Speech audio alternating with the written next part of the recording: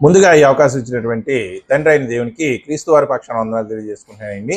అదేవిధంగా కూడి వచ్చినటువంటి మీ అందరికి కూడా ప్రభునామంన వందనాలండి. ప్రభునందు ప్రియులారా,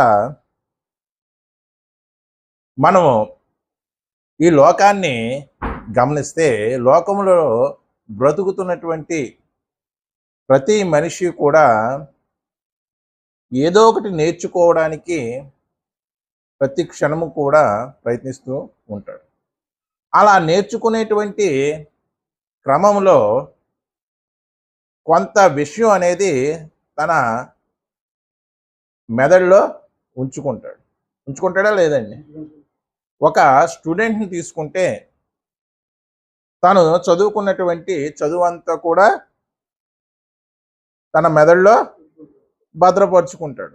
అదేవిధంగా ఒక ఇంజనీర్ని తీసుకుంటే అతడు ఒక డ్యామ్ని కన్స్ట్రక్షన్ చేస్తున్నా లేకపోతే ఒక ఇంటిని కన్స్ట్రక్షన్ చేస్తున్నా ఆ టోటల్ పిక్చర్ అంతా కూడా ఎక్కడ నిక్షిప్తం చేసుకుని ఉంటాడు? తన మైండ్లో నిక్షిప్తం చేసుకుంటాడు. అలాగా ఏ పని చేస్తున్నప్పటికీ కూడా ఆ పనిని గూర్చినటువంటి అవగాహన ఎక్కడుంటుంది? ఆ పని చేసేటువంటి వ్యక్తి యొక్క మైండ్లో ఉంటుంది. ఒకవేళ ఆ పని చేసేటువంటి వ్యక్తి యొక్క మైండ్లో అది లేదనుకో, పని చేయగలరండి? ఒక డాక్టరు మందుల చీటి రాసిస్తాడు, ఏమి రాయాలా అనే ఆలోచన అతనికి లేదనుకో, రాయగలడా? రాయలేడు. అంటే ఈ ప్రపంచంలో మనిషి ఏ పని చేసినా సరే ఆ పనికి సంబంధించినటువంటి విషయ పరిజ్ఞానం ఏదైతే ఉందో అది తన మెదడులో నిక్షిప్తం చేసుకుంటున్నాడు. మరి భక్తి విషయానికి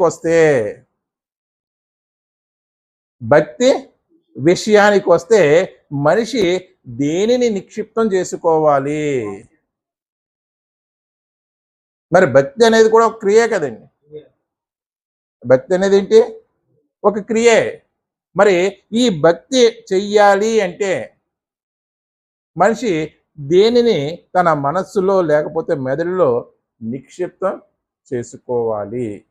దీని గురించి ఆలోచిస్తే ప్రభునందు ప్రియులారా, పేతురు రాసినటువంటి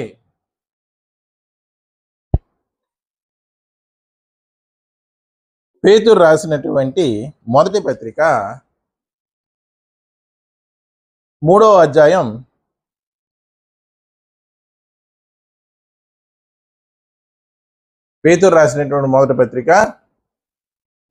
అధ్యాయం 15వ వచనం.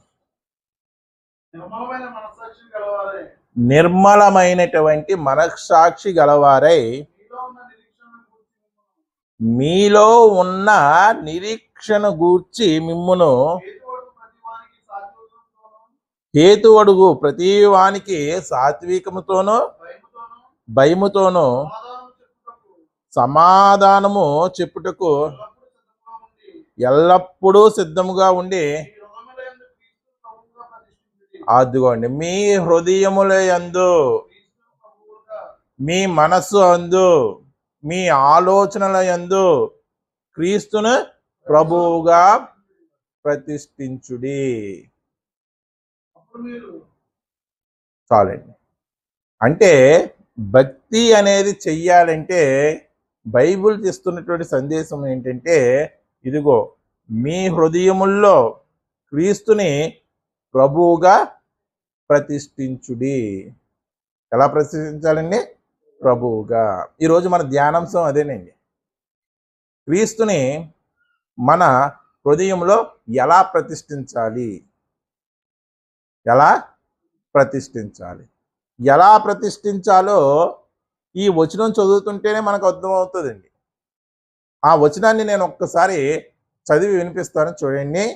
నిబ్బరమైన మనస్సాక్షి గలవారై, నిర్మలమైనటువంటి మనస్సాక్షి గలవారై అంటే ఎటువంటి కల్మషం లేదు కానీ, ఎటువంటి కుళ్ళు కుతంత్రం కానీ లేకుండా నిర్మలమైనటువంటి స్వచ్ఛమైనటువంటి మనస్సాక్షి కలవారే, మనస్సు గలవారే కాదండి. అక్కడ పదప్రయోగం చూడండి, మనస్సాక్షి. మన మనసులో ఏదైనా కుళ్ళు కల్మషం ఉంటే, మన మనసులో ఏదైనా చెడు ఉంటే, మన మనస్సాక్షి మనల్ని గద్దిస్తుంది. గద్దిస్తుందా లేదా? అందుకే దేవుడు ఏమంటున్నాడంటే, అలా గద్దించని మనస్సాక్షి మీరు కలిగి ఉండాలి. నిర్మలమైనటువంటి మీ మనస్సాక్షి మిమ్మల్ని ఏం చేయకూడదు? గద్దించకూడదు.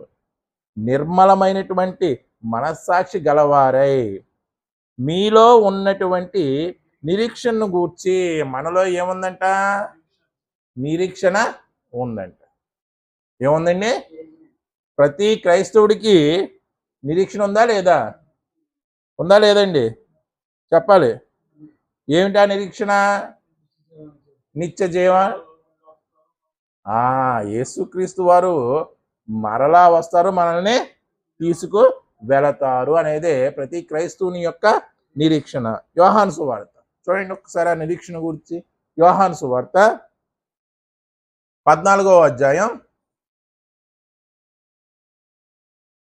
యోహాను సువార్త 14వ అధ్యాయం 23వ వచనం.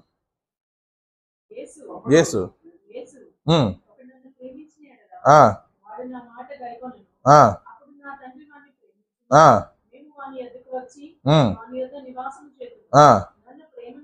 చూడండి, యోహాను సువార్త 14వ అధ్యాయం 2-3 వచనాలండి. క్షమించాలి, 23 అన్నాను, 2-3 వచనాలు.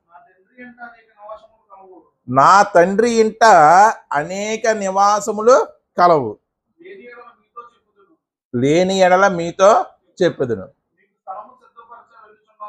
మీకు స్థలము సిద్ధపరచ వెళ్ళుచున్నాను. నేను ఒకవేళ వెళ్ళి మీకు స్థలము సిద్ధపరిచిన ఎడల, ఇగో నేనుండు స్థలములో మీరును ఉండులాగున, అది మరలా వచ్చి నా యొద్ద మీరు ఉండుటకు మిమ్మును తీసుకుని పోదును. మనలో ఉన్నటువంటి నిరీక్షణ ఇదండి. యేసు మరలా వస్తాడు, ఆయన మనల్ని తీసుకుని వెళతాడు. అప్పుడు వరకు ఎలా ఉండాలి అని చెప్తున్నాడంటే, నీ మనస్సాక్షి నిన్ను గద్దించకూడదు. నీలో పాపం ఉందని, నీలో కల్మషం ఉందని నీ మనస్సాక్షి నిన్ను గద్దించకూడదు. నిర్మలమైనటువంటి మనస్సాక్షి కలిగి ఉండాలి. మీలో ఉన్నటువంటి ఈ నిరీక్షణ ఏదైతే ఉందో, ఆ నిరీక్షణ గురించి మనల్ని ఏం చేస్తారంట? హేతు అడుగుతారంట. చూడండి ఒకసారి మళ్ళీ రండి, అది బేసువాడికి పేతురు రాసినటువంటి మొదటి పత్రిక 3వ అధ్యాయం 15వ వచనం. నిర్మలమైనటువంటి మనస్సాక్షి గలవారై మీలో ఉన్న నిరీక్షణ గూర్చి, అదిగోండి మీలో నిరీక్షణ ఉంది కదా, ఆ నిరీక్షణ ఏంటో కూడా చూసుకున్నాం కదా. ఆ నిరీక్షణ గురించి హేతు అడుగుతాడంట, అంటే కారణం అడుగుతాడంట. అలాంటి వాడికి సాత్వికంతోనో భయంతోనో సమాధానము చెప్పుటకు ఎల్లప్పుడూ చాలండి, ఎల్లప్పుడూ సిద్ధంగా ఉండాలంట. ఫస్ట్ ఏమన్నాడండి? నిర్మలమైనటువంటి మనస్సాక్షి. మనస్సాక్షి ఎలా ఉండాలంటే మన మీద నేరారోపణ చెయ్యకూడదు. తర్వాత ఏమంటున్నాడు? మీలో ఒక నిరీక్షణ ఉంది.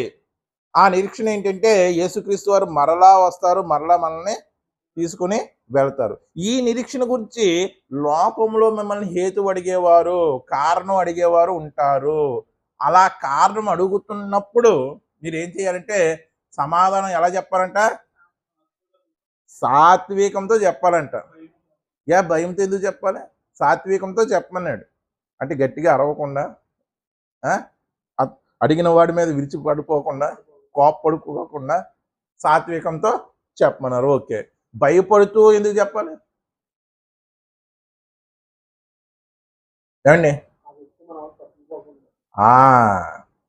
ఆ కారణం, ఆ హేతు అడిగిన వాడు మరలా మనం చెప్పిన దాన్ని బట్టి తప్పిపోకుండా దేవునిలోకి రావడానికి, క్రీస్తులోకి రావడానికి మన మాట పనిచేయాలి.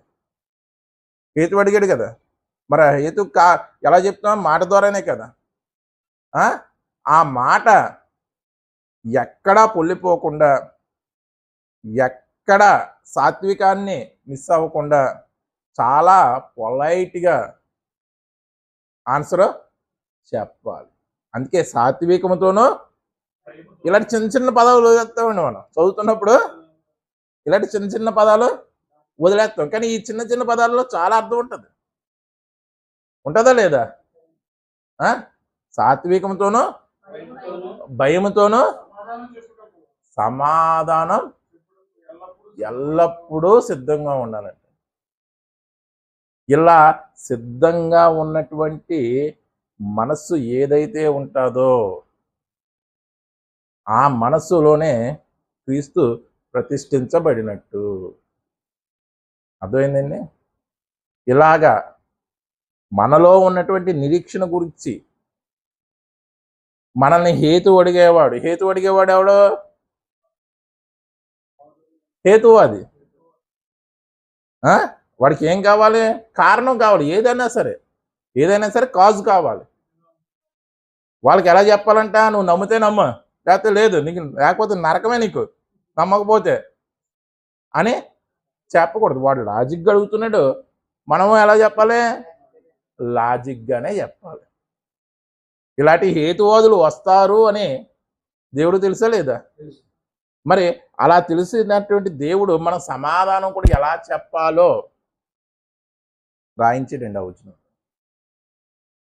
సమాధానం సాత్వికంగా చెప్పాలి, భయముతో అంటే ఒళ్ళు దగ్గర పెట్టుకుని చెప్పాలి. ఒక కలెక్టర్ దగ్గర మనం ఏదన్నా ఆయన అడిగిన ప్రశ్నకు జవాబు చెప్తున్నప్పుడు ఎలా ఉంటాం? ఒళ్ళు దగ్గర పెట్టుకుని వస్తుంది మాట కరెక్ట్గా వస్తుందో లేదో మనల్ని మనం పరీక్షించుకుంటూ మాట్లాడతాం. మళ్ళీ బయటకు వచ్చాక బాగానే మాట్లాడానా, ఏమైనా తప్పులుగా మాట్లాడానా కలెక్టర్ గారి దగ్గర అంటావా లేదా? అంత భయం. ఒక లోకాధికారి దగ్గరే అంత భయం నువ్వు చూపిస్తుంటే మిమ్మల్ని హేతు అడిగేవాడికి దేన్ని బట్టి హేతు అడుగుతున్నాడు? మీలో ఉన్నటువంటి నిరీక్షణ. క్రైస్తవ్యానికి బేస్ ఏంటండి? పునాది ఏంటి?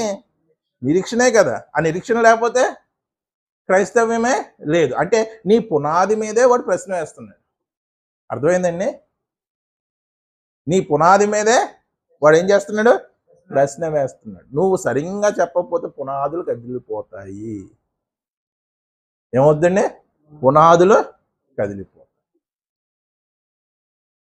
అందుకే సాత్వికంతో చెప్పు, భయంతో చెప్పు. ఇలా సిద్ధపడి నువ్వు ఏం చేయాలంటే నీ మనసులో క్రీస్తును ప్రభువుగా ప్రతిష్ఠించుకోవాలి. అంటే ఇప్పుడు ప్రభువుగా ప్రతిష్ఠించుకోవాలంటే చెయ్యవలసినటువంటి హోంవర్క్ ఏంటండి?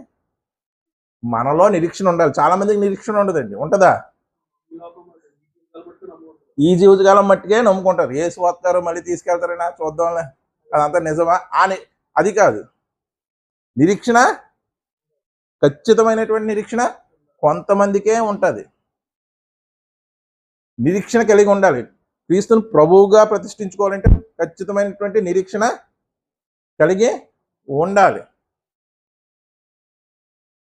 ఉన్న తర్వాత ఆ నిరీక్షణ గురించి మిమ్మల్ని మళ్ళీ హేతు అడిగే వాళ్ళు వస్తారు. వాళ్ళకి కూడా మీరు సమాధానం చెప్పేలాగా సిద్ధపడాలి.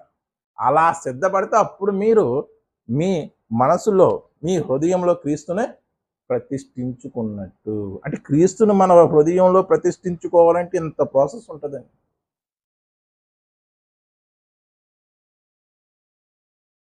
నాకు తెలియదండి, మా పాస్టర్ గారిని అడిగి చెప్తాను,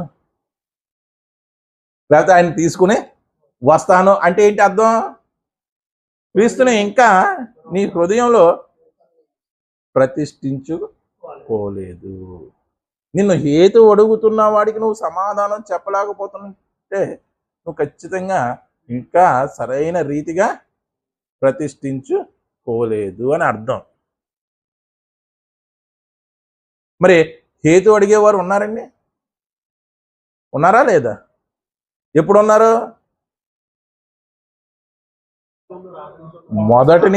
మొదటి శతాబ్దంలోనే ఈ హేతు అడిగేవారు ఉన్నారు. నిరీక్షణ అనే పునాది మీద ప్రశ్నలను సంధించేవారు ఉన్నారు. చూడండి ఒక్కసారి మనం గమనిస్తే ప్రభునందు ప్రియులారా, పేతురు రాసినటువంటి 2వ పత్రిక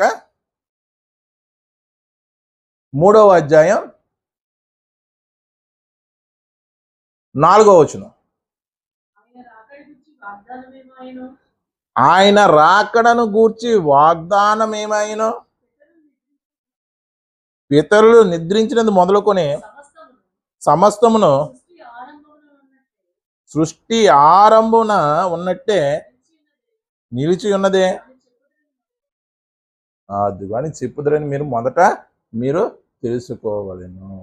ఇదిగో క్రీస్తుని మనస్సులో హృదయంలో ప్రభువునందు ప్రతిష్ఠించుకోవాలని ఆలోచన కలిగిన వారు ఏం తెలుసుకోవాలంట, మిమ్మల్ని హేతు అడుగుతారు. ఇదిగో మొదటి శతాబ్దంలోనే అడిగారు. ఆయన రాకడను గూర్చిన వాగ్దానం ఏమైనా మీకు వాగ్దానం ఇచ్చాడు కదా దేవుడు.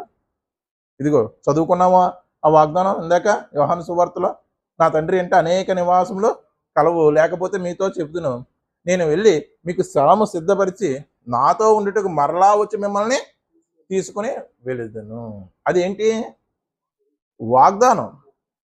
ఆయన రాకడ గురించిన వాగ్దానం ఏమాయునని ఈ ప్రశ్న ఎప్పుడు సంధించారు? మొదటి శతాబ్దంలోనే సంధించారు. ఇంకేమన్నా అన్నారు, ఇదిగో యేసుక్రీస్తు వారు వచ్చినప్పుడు పంచభూతాలు మిక్కిలి యాండ్రంతో లయమైపోతాయని చెప్తున్నారు కదా. అర్థమైందండి. చూడండి, పితరులు నిద్రించినది మొదలుకొని సమస్తమును సృష్టి ఆరంభమున ఉన్నట్టే నిలిచి ఉన్నదని చెప్పుదురు. వీళ్ళు యేసుప్రభు వారు వచ్చినప్పుడు పంచభూతాలు మిక్కిలమైనటువంటి యాండ్రంతో లయమైపోతాయని చెబుతున్నారు. కానీ సృష్టి ఎలా ఉంది? పితరులు నిద్రించారు, వాళ్ళు నిద్రించినది మొదలుకొని మొదట్లో ఎలా ఉందో అలాగే ఉంది. మరి ఆయన వస్తాడా రాడా అనే ప్రశ్న. ఈ ప్రశ్న ఎటువంటి ప్రశ్న? నిరీక్షణ అనే పునాది మీద వేసేటువంటి ప్రశ్న. ఈ హేతు అడిగే వారిలో 2 రకాలు ఉంటారు. ఒకటి నిజంగా కారణం తెలుసుకోవాలని అడిగేవారు. ఇటువంటి వారు కరెక్ట్గా మనం కారణం చెప్పామనుకో ఖచ్చితంగా వాళ్ళు ఏమవుతారు? మారతారు. రెండో వారు ఎటువంటి వారంటే మనం ఎంత చెప్పు వాళ్ళు మారరు. మనం చెప్పింది ఎంత కరెక్ట్ అయినా సరే వారు మారరు. వీళ్ళు హేతు అడుగుతారు, వాళ్ళు హేతు అడుగుతారు. మొదట రకం ఏంటంటే దేవుడి చేత మన దగ్గరికి నడిపించబడిన వారు. అర్థమైందండి? హేతు అడిగే వాళ్ళు 2 రకాలని చెప్పుకున్నాం. మొదటి రకం ఎవడో? దేవుడి చేత మన దగ్గరికి నడిపించబడినవాడు. వాడికి మనం కరెక్ట్గా సమాధానం చెప్తే దేవునిలోకి వస్తాడు. రెండో వాడు అపవాది చేత మన దగ్గరికి నడిపించబడినవాడు. అర్థమైందండి? ఎందుకు? వాడికి నువ్వు ఎంత చెప్పినా సరే వాడికి అర్థం కాదు. అంటే ఈ విషయంలో అపవాది మనల్ని గలిబిలి చేయడానికి, మనల్ని పడగొట్టడానికి ఏం చేస్తాడంటే, ఇదిగో ఎంత హేతువు చెప్పినా వినని బుద్ధిహీనుల్ని మన దగ్గరికి పంపిస్తాడు. ఎందుకు? మన నిరీక్షణ వాడు చెయ్యడానికి. అంటే ఇప్పుడు ఇలా హేతు అడిగే వారికి మనం ఎన్నిసార్లు చెప్పాలి? 1-2 సార్లు చెప్పాలి. తర్వాత ఇంకా అదే పనిగా మనం చెప్పవలసినటువంటి అవసరత లేదు. వాడు దేవుడి చేత ఆకర్షించబడిన వాడైతే, దేవుడి చేత ఆకర్షించబడి మన యొద్దకు పంపబడిన వాడైతే నువ్వు 1వ సారి 2వ సారి లేకపోతే 3వ సారి చెప్పిన వెంటనే వాడు దేవుళ్ళలోకి వస్తాడు. అపవాది చేత పంపబడిన వాడైతే వాడి అన్నటికీ కూడా రాడు. వాడు ఎందుకు వస్తున్నాడంటే నిన్ను పడగొట్టడానికి వస్తున్నాడు. ఇటువంటి వారి కోసం మనం సిద్ధపడి ఉండాలంట. నువ్వు తెలుసుకోవాలి, వాడు అపవాది సంబంధ దేవుని సంబంధ. నన్ను ప్రశ్న అడుగుతున్నవాడు నా విశ్వాసానికి డ్యామేజ్ చేయడానికి వస్తున్న అపవాది సంబంధ లేకపోతే దేవుని సంబంధ. మనకి 2-3 సార్లు చెప్పిన వెంటనే అర్థమైపోద్దా లేదండి? అర్థమైపోద్దా లేదా? అలా సిద్ధపడాలి. అలా సిద్ధపడిన నాడే నువ్వు హృదయమందు క్రీస్తుని ప్రతిష్ఠించుకున్నవాడు అవుతావు. ఇంత ప్రాసెస్ ఉంటుందండి. ఇంకా మనం ప్రభుని ఏ విధంగా ప్రతిష్ఠించుకోవాలి అని ఆలోచిస్తే ప్రభునందు ప్రియులారా, హెబ్రీయులకు రాసినటువంటి పత్రిక 10వ అధ్యాయం 19వ వచనం. సహోదరులారా, చూడండి, యేసు మన కొరకు ప్రతిష్ఠించిన మార్గమున. ఇందాకేమన్నాడండి? మీ హృదయముల్లో క్రీస్తును ప్రభువుగా ప్రతిష్ఠించుకోండి అన్నాడు. మళ్ళీ ఇక్కడ ఏమంటున్నాడు? మన కొరకు యేసు మన కొరకు ఒకటి ప్రతిష్ఠించాడంట. ఏమిటి అంటే అది మార్గము. సహోదరులారా, యేసు మన కొరకు ప్రతిష్ఠించిన మార్గమున అంటే ఒక మార్గాన్ని మన కొరకు దేవుడు ప్రతిష్ఠించాడు. అనగా అదిగో ఆ మార్గం ఏంటంటే నూతనమైనదియో, ఆ మార్గం ఏంటంటే జీవము గలదియో, ఆయన శరీరము అనే తెర ద్వారా, అదిగో శిలువ యాగములో ఆయన శరీరం చేల్చబడింది కదా, ఆయన శరీరం అనే తెర ద్వారా ఏర్పరచబడినదైన మార్గమున. అంటే ఆ మార్గం క్రీస్తు మన కొరకు ప్రతిష్ఠించినటువంటి మార్గం ఎటువంటిదో చెప్తున్నాడు. ఎటువంటిదంట? నూతనమైందంట, జీవం గలదంట, ఆయన శరీరం అనే తెర ద్వారా, అదిగోండి శరీరం అనే తెర ద్వారా ఏర్పరచబడినటువంటి మార్గం అంటండి. ఈ లోకంలో ఎన్నో మార్గాలు ఉంటాయి లేదా? కొంత రోడ్లు ఉంటాయి, కంకర రోడ్లు ఉంటాయి, ఇంకేమో ఉంటాయి, ఘాటీ రోడ్లు ఉంటాయి, నేషనల్ హైవే ఉంటుంది. కానీ ఈ మార్గం ఎటువంటిదంట? ఆయన శరీరం అనే తెర ద్వారా ఏర్పరచబడినటువంటి మార్గం అంట. అదిగో ఆయన రక్తము వలన పరిశుద్ధ స్థలమునందు, అదిగో ఆ మార్గంలో మనకి ప్రవేశించాలంటే ఆయన శరీరము సిలువలో నలగొట్టబడాలి. ఆయన శరీరము తెర అని ఎందుకు అంటున్నాడు? తెర అని ఎందుకు అంటున్నాడు? పాత నిబంధన ప్రకారము యాజకుడు మాత్రమే అతి పరిశుద్ధ స్థలంలోకి వెళ్ళాలి. అది కూడా ఎన్నిసార్లు? సంవత్సరానికి ఒక్కసారి. పరిశుద్ధ స్థలానికి అతి పరిశుద్ధ స్థలానికి మధ్య ఉండేది ఏంటి? తెర. ఆ యాజకుడు కూడా వెనకాల తాడు కట్టి అతి పరిశుద్ధ స్థలంలోకి పెట్టేవారు. ఏదైనా అక్కడ ఒకవేళ తేడా వచ్చి దేవుడు ఉగ్రతకు లోనైతే మళ్ళీ ఇంకోటి వెళ్ళి తీసుకురావడానికి వీలేదు కదా, తాడు పట్టుకొని బయటికి లాగడానికి. అంటే యేసు మన కొరకు ఎటువంటి మార్గాన్ని ప్రతిష్ఠించాడు అంటే అతి పరిశుద్ధ స్థలంలోకి కూడా మనం వెళ్ళగలమనేటువంటి మార్గాన్ని తన శరీరం అనే తెర ద్వారా, శరీరం అనే తెర రెండుగా చీలడం వలన, సిలువ యాగము ద్వారా ఈ మార్గాన్ని మన కొరకు ప్రతిష్ఠించాడు. ఇంకేమంటున్నాడు? ఆయన రక్తము వలన, అదిగోండి పరిశుద్ధ స్థలమునకు ప్రవేశించుటకు మనకు ఏమి కలిగి ఉందండి? ధైర్యం కలిగి ఉన్నది కనుక యాజకుడు ఉన్నాడు.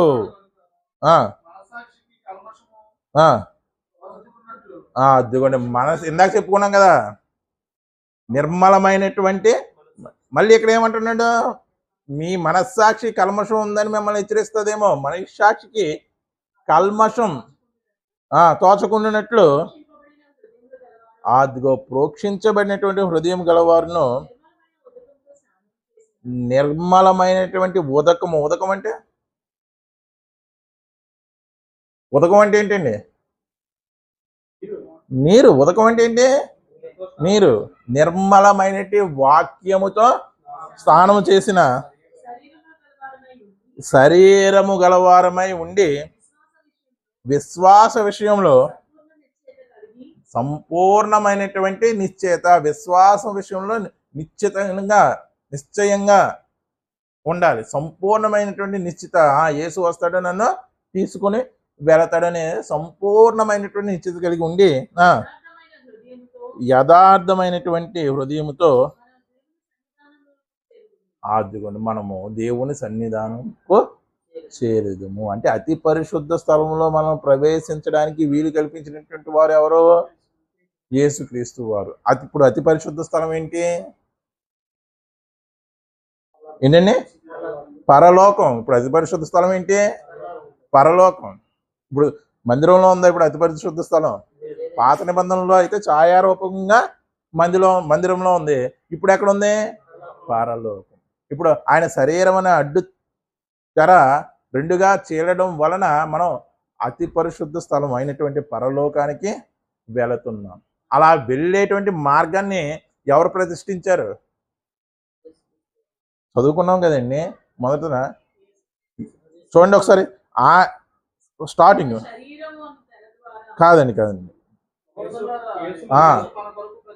అదిగోండి, సహోదరులారా, యేసు మన కొరకు ఒక మార్గాన్ని సిద్ధపరిచాడంటే. అందుకే ఏమన్నాడు? నేనే మార్గమును. అంటే ఇప్పుడు క్రీస్తుని మనం హృదయాల్లో ప్రతిష్ఠించుకోవాలంటే మనం ఏ మార్గంలోకి వెళ్ళాలి? యేసు మన కొరకు ప్రతిష్ఠించినటువంటి మార్గంలోకి వెళ్ళాలి. ఇంకా లోకంలో దేవుని దగ్గరికి చేరేటువంటి ఏ మార్గంలోకి కూడా మనం వెళ్ళకూడదు. ఎంతమంది చెప్పినా సరే యేసు మన కొరకు ప్రతిష్ఠించినటువంటి మార్గం ఏదైతే ఉందో ఆ మార్గంలోకే మనం వెళ్ళి యేసుక్రీస్తు వారిని మన హృదయంలో ప్రభువుగా ప్రతిష్ఠించుకోవాలి. ఈజీ అండి. యేసు మన కొరకు ప్రతిష్ఠించినటువంటి మార్గంలోకి మనం వెళ్ళడం ఈజీయా? ఏమన్నాడు? ఇరుకు ద్వారములో ప్రవేశించండి. ఇరుకుగా ఉంటుంది ఆ మార్గం. ఎలా ఉంటుంది? ఇరుగ్గా ఉంటుంది. ఇరుగ్గా ఉన్నటువంటి మార్గంలో మనం ప్రయాణం చేయడం ఎంత కష్టం. అటువంటి మార్గాన్ని మన కొరకు ప్రతిష్ఠించాడు. ఆ మార్గంలోకైనా నేను వెళతాను, కష్టాన్ని నష్టాన్ని అయినా భరిస్తానని నువ్వు ఎప్పుడైతే తీర్మానం చేసుకొని నువ్వు సంసిద్ధుడు అయ్యావో, సిద్ధపడ్డావో, అప్పుడు మాత్రమే క్రీస్తుని ప్రభువుగా ప్రతిష్ఠించుకున్నట్టు. అంతేనండి. కానీ ఇప్పుడు వారు ఏంటి? క్రీస్తు ద్వారా రోగాలు పోవాలి, క్రీస్తు ద్వారా అప్పులు పోవాలి, క్రీస్తు ద్వారా బాధలు పోవాలి. వీళ్ళు ఎటువంటి వారు? క్రీస్తుని వారి హృదయాల్లో ప్రతిష్ఠించుకున్న వారు కాదు. వాళ్ళ సొంత మార్గాల్లో వెళ్ళారు. కానీ వాక్యం ఏం చెప్తుంది? క్రీస్తు మీ కొరకు ప్రతిష్ఠించినటువంటి మార్గం అది ఇరుకు మార్గం. ఆ మార్గంలో ఏముంటాయి? శ్రమలు ఉంటాయి. ఆ మార్గంలో ఏముంటాయి? కష్టాలు ఉంటాయి. అలాంటి కష్టాలతో కూడినటువంటి మార్గంలో ప్రవేశిస్తానని నువ్వు ఎప్పుడైతే డిసిషన్ తీసుకున్నావో అప్పుడు మాత్రమే నువ్వు ప్రభువుని హృదయంలో ప్రతిష్ఠించుకున్నట్టు. ఇప్పుడు చెప్పండి, క్రైస్తవులు ఎంతమంది ప్రతిష్ఠించుకున్నారు?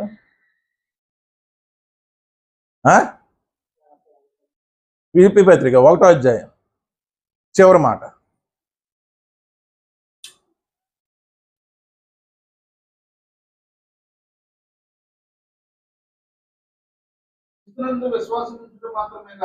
అదిగోండి, క్రీస్తుమందు అనేకులు విశ్వాసం ఉంచుతారు. ఒకరి విశ్వాసం రోగం తగ్గుతుందని, ఒకరి విశ్వాసం అప్పు పోద్దని, ఒకరి విశ్వాసం పెళ్ళి అవుతుందని, ఒకరి విశ్వాసం దాన్ని ధనవంతుడిని చేస్తాడని. క్రీస్తునందు విశ్వాసం ఉంచుట మాత్రమే కాక అదిగోండి ఆయన పక్షమున శ్రమ పడుటయు, శ్రమ అనే మార్గం గుండా ప్రవేశించుటయు,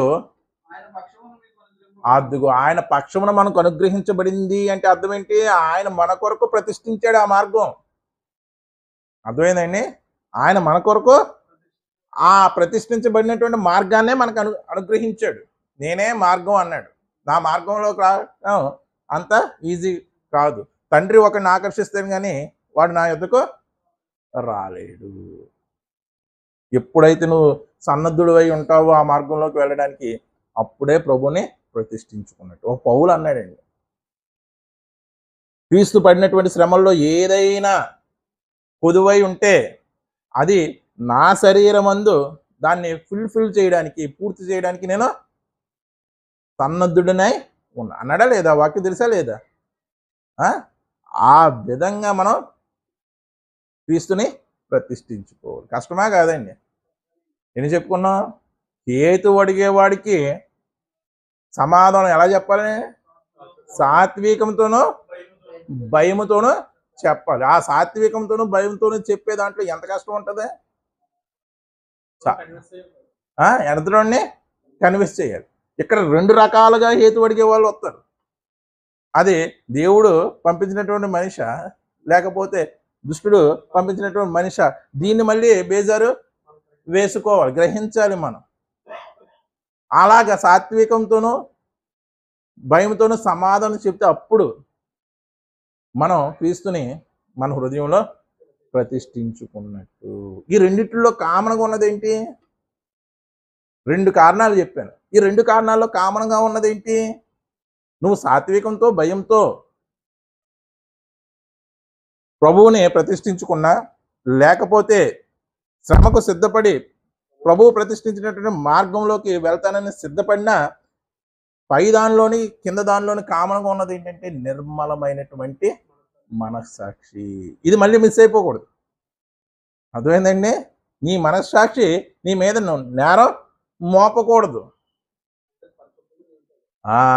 పరిశుద్ధత కలిగి ఉండాలి. అప్పుడే ప్రభువుని మన హృదయాల్లో ప్రతిష్ఠించాలి. చూడండి ఎంత కష్టం.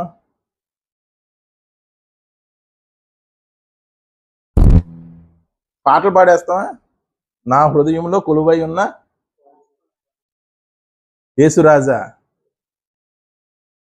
కానీ ఎంత కష్టం అండి అది. హృదయం అంటే ఏంటి? మనస్సు అంటే ఏంటి? ఎక్కడ ప్రతిష్ఠించుకోవాలి? ఇప్పుడు ఆలోచనల్లో ప్రతిష్ఠించుకోవాలి. మన ఆలోచన అనేది ఒక యుద్ధ స్థలం అండి, యుద్ధ రంగం. అటు దేవుడి యొక్క జ్ఞానం పనిచేస్తుంది, ఒకసారి దయ్యం యొక్క జ్ఞానం కూడా పనిచేస్తుంది. మన ఆలోచన అనేది ఏంటి? ఒక రణస్థలం, యుద్ధ రంగం, యుద్ధ భూమి. ఆ ఆలోచనల్లో ప్రభువుగా మనల్ని ప్రతిష్ఠించుకోమంటున్నాడు. ఎవరిని? క్రీస్తుని. మనం ఎక్కడ అనుకుంటున్నాం? క్రీస్తు నా మనసు హృదయంలో ఉన్నాడు, చర్చిలో ప్రతిష్ఠిస్తాం. మెడలో సిలువ వేసుకుంటే ప్రతిష్ఠించినాడు. ఎక్కడ ప్రతిష్ఠించమంటున్నాడు? నీ ఆలోచనల్లో ఎలా ప్రతిష్ఠించమంటున్నాడు? మళ్ళీ ఇదంతా చెప్పుకున్నాం. ఇదంతా మళ్ళీ చదవండి, మళ్ళీ బేస్ వాడికి వచ్చేయండి.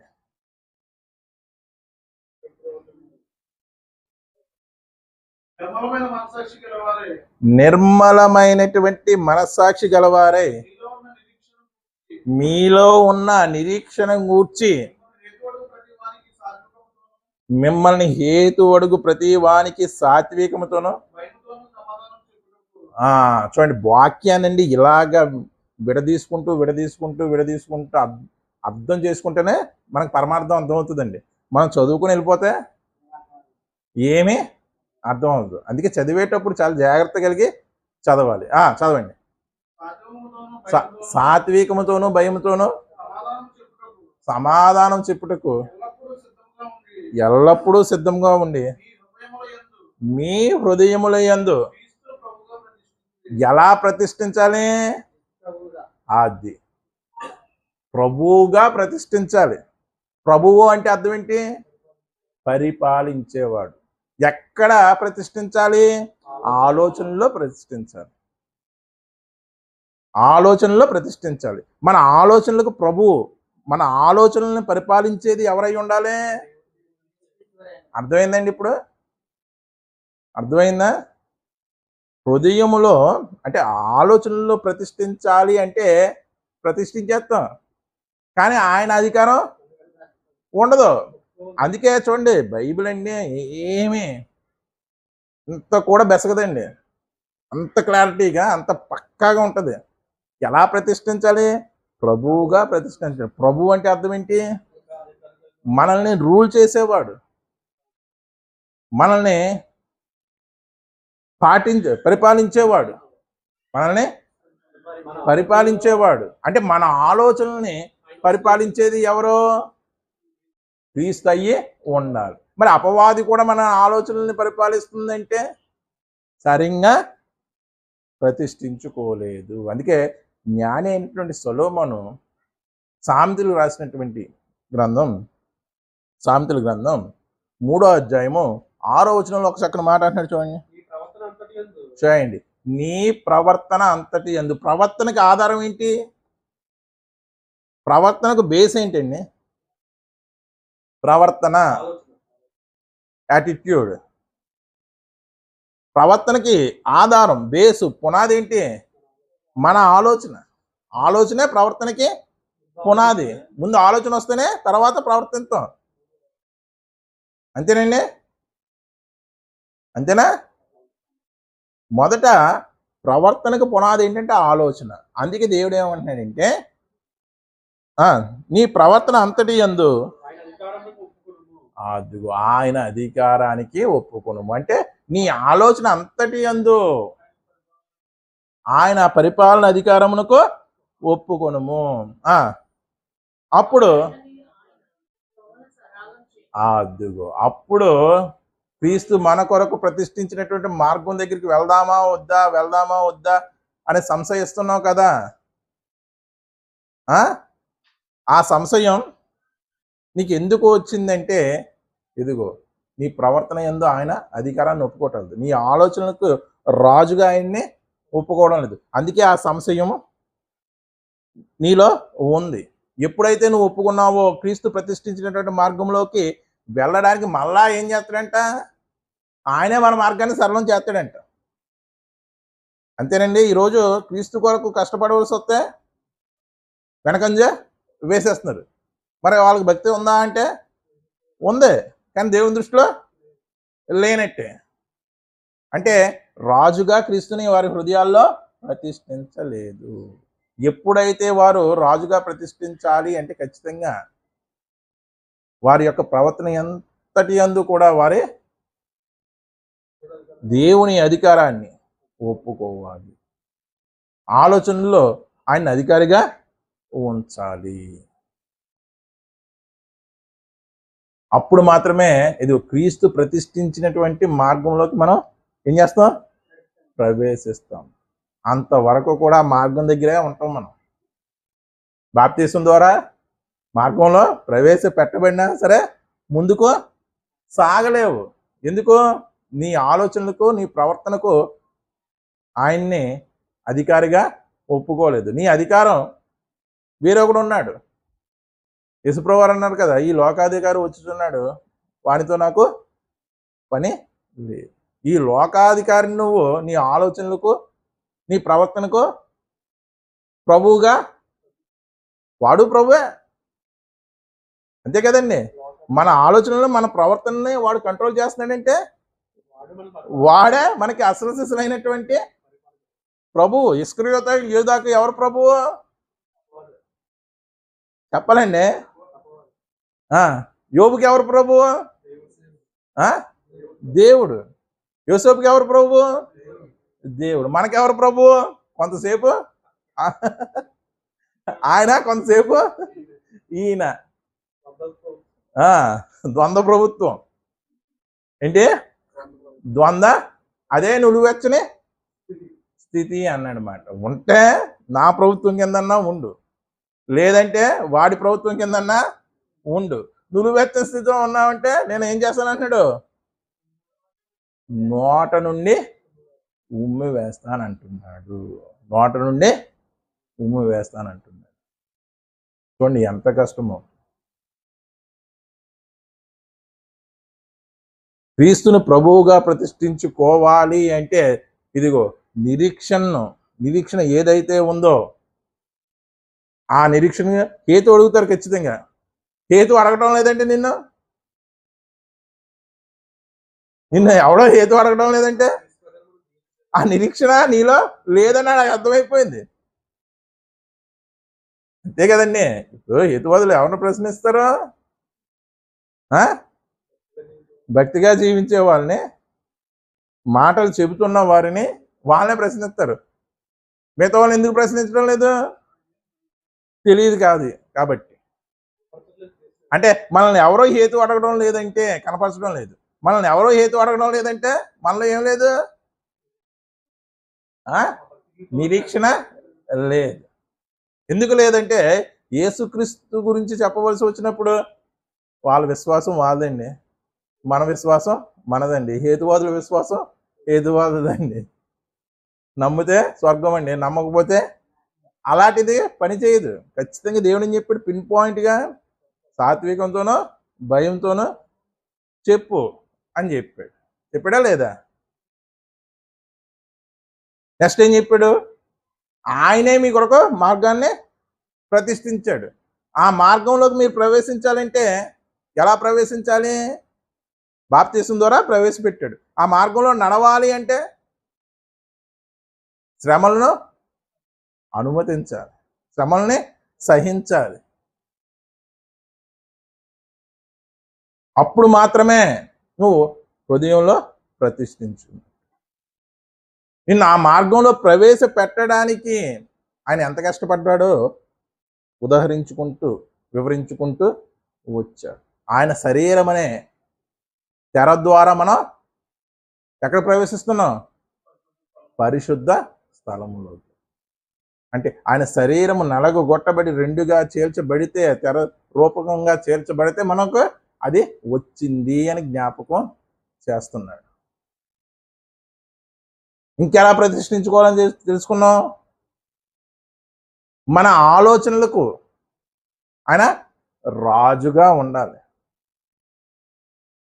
మన ఆలోచనలకి రాజుగా ఉండాలి. నువ్వు రాజుగా ఆయన ఉంచుకోకుండా ఆయన రాజు రాజు అని ఎన్ని పాటలు పాడినా ఉందా? ఆయన రాజుగా నువ్వు ఆయన ఏర్పరచుకున్నావో లేదో ఆయన ఎలా చూస్తాడు?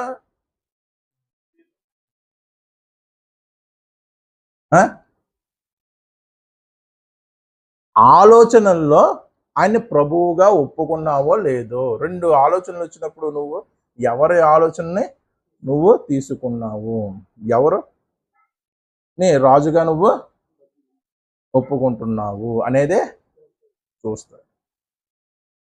ఎంత కష్టమండి క్రీస్తుని ప్రభువుగా ప్రతిష్ఠించుకోవడం అంటే. చాలా కష్టం, చాలా కష్టం. ఆ కష్టానికి కూడా యేసుప్రభువు వారు మాదిరిగా ఉంచి వెళ్ళారా లేదా? ఉంచి వెళ్ళారా లేదా? దేవుణ్ణి ఆయన మానవ శరీరంలో ఉన్నప్పుడు దేవుణ్ణి ప్రభువుగా ప్రతిష్ఠించుకున్నాడా లేదా? నా తండ్రియు మీ తండ్రియు, నా దేవుడు మీ దేవుడు ఏమన్నారు చెప్పండి? ఒక్కటే. తండ్రి ఇదిగో చేయవలసినటువంటి నీవు నాకు అప్పగించినటువంటి పనిని నేను శక్తి వంచన లేకుండా చేసి సంపూర్ణం చేసి భూమి మీద నిన్ను మహిమ పరిచాను. అంటే యేసుప్రభు వారి యొక్క ఆలోచనల్లో ప్రభు ఎవరు? తండ్రి అయినటువంటి దేవుడే. అపవాది శోధించినప్పుడు తెలిసిందా లేదా? తెలిసిందా లేదా? ఇదిగో రాళ్ళను రొట్టె కింద చేసుకొని తినమన్నాడు. అప్పుడు ఏమన్నాడు? మనుషుడు దేవుని మాట వలన అంటే ఇదిగో అపవాది వచ్చి ఆయన ఆలోచనను చెడగొట్టాలని చూసింది, ఆయన ఆలోచనను ఆక్రమించాలని చూసింది. కానీ ఇప్పుడు ఆలోచనల్లో ఎవరిని ప్రభువుగా ప్రతిష్ఠించుకున్నారు యేసుప్రభు వారు? దేవుని. అందుకే వాక్యంలో మరొక చోట రాయబడి ఉన్నది కదా, అన్న చెప్పారా లేదా? అంటే యేసుక్రీస్తు వారి యొక్క ఆలోచనల మీద కూడా దాడి చేయాలని ఏం చేసింది? ప్రయత్నించింది. ఇంకా మనం ఎంతండి?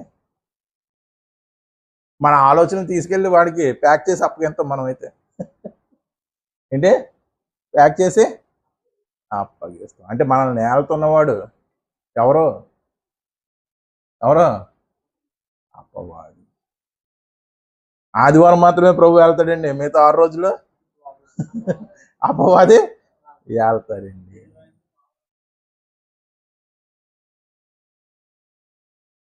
ఏంటి? పేరు ఆయింది, పాలన ఈయింది. అంటే ఆయన నామమాత్రపు రాజు, అధికారి, నామమాత్రపు అధికారి. అంటే ఒక రబ్బర్ స్టాంపుగా చేసేవాడిని అంతే. కానీ అసలైన అధికారి ఎవడు?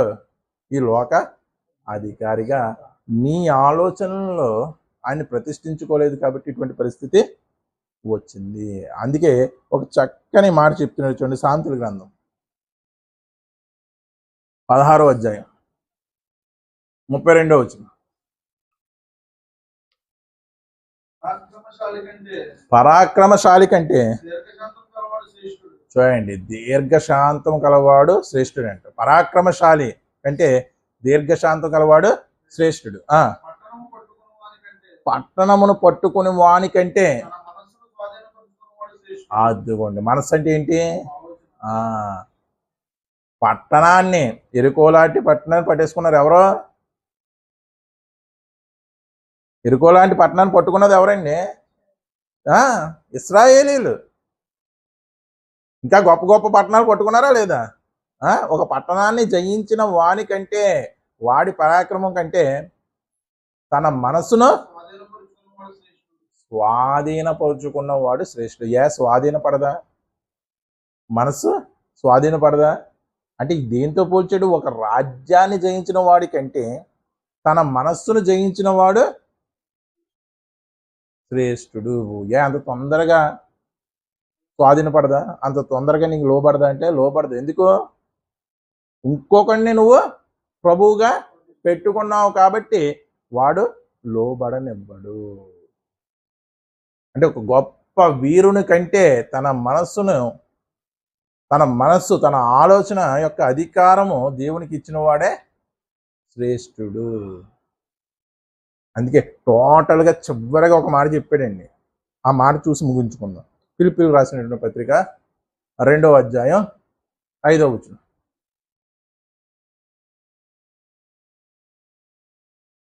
క్రీస్తు యేసునకు కలిగిన ఏంటంటే ఈ మనస్సు. ఏ మనస్సు? తండ్రిని శరీరధారి అయి ఉన్నప్పుడు క్రీస్తు వారు తన హృదయంలో, తన ఆలోచనలో ప్రభువుగా ప్రతిష్ఠించుకున్నాడు కదా. అటువంటి మనస్సును, క్రీస్తు యేసునకు కలిగినటువంటి ఈ మనస్సును,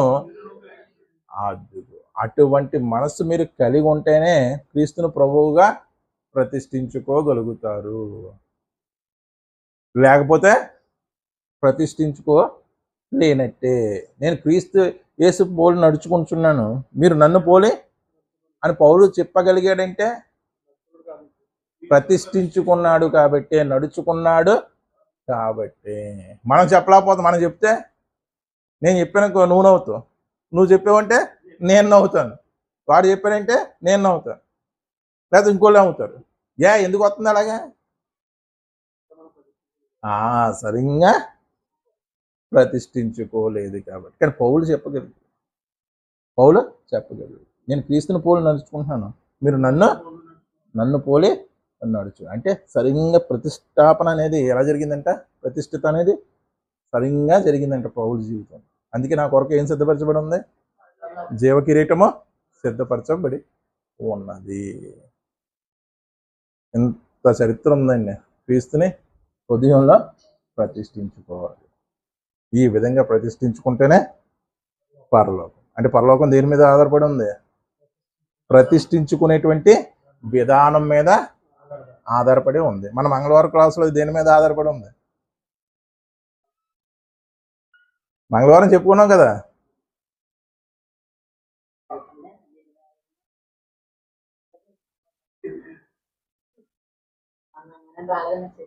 కనికరం చూపేటువంటి విధానం మీద ఆధారపడింది. ఎవరి మీద కనికరం చూపించాలి?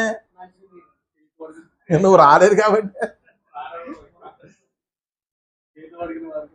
ఇంకా మంచి పదం.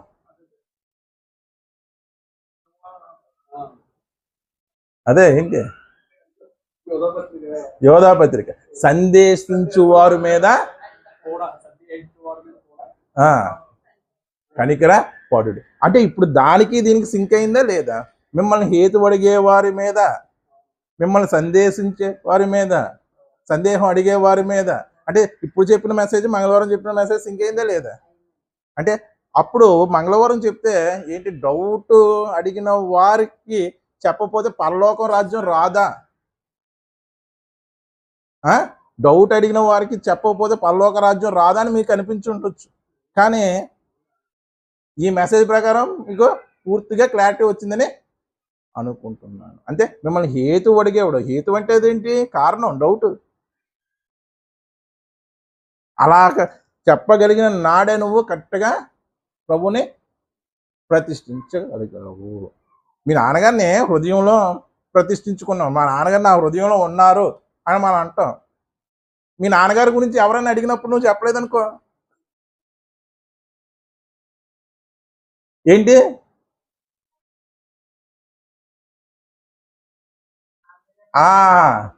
పూర్తిగా ఇంకా ఆయన మనసాన్ని తెలుసుకోలేదు. అంటే నీ భక్తి కాగితం మీద కందిపప్పులాగే ఉంది. ఎలా ఉందా? 10 కేజీల కందిపప్పు ఉందా? ఉంది. ఎక్కడ ఉంది? కాగితం మీద. అర్థమైందండి? అంటే మన భౌతికమైనటువంటి తండ్రి గురించి మనం చాలాసార్లు నా తండ్రి నా మనస్సులో ఉన్నాడు, నా మనస్సులో నా తండ్రిని నేను ప్రతిష్ఠించుకున్నాను అని చెప్పుకుంటూ ఉంటాం. నాన్నకు అంటే ఎలా ప్రతిష్ఠించుకున్నావు? నాన్నే ప్రేమతో ప్రతిష్ఠించుకున్నావు. ఎక్కడ? హృదయంలో. ఎవరైనా అడిగారనుకో ఆ నాన్న గురించి, నువ్వు సరిగ్గా చెప్పకపోతే, మరి క్రీస్తుని మీరు ప్రతిష్ఠించుకున్నారు. సందేహం వ్యక్తం చేసేవాడికి, హేతువు అడిగేవాడికి నువ్వు చెప్పలేదంటే సరిగ్గా ప్రతిష్ఠించుకోలేదు. సరైన పద్ధతిలో ప్రతిష్ఠించుకుంటేనే పరలోకం. ప్రార్థన చేసుకుంటాం.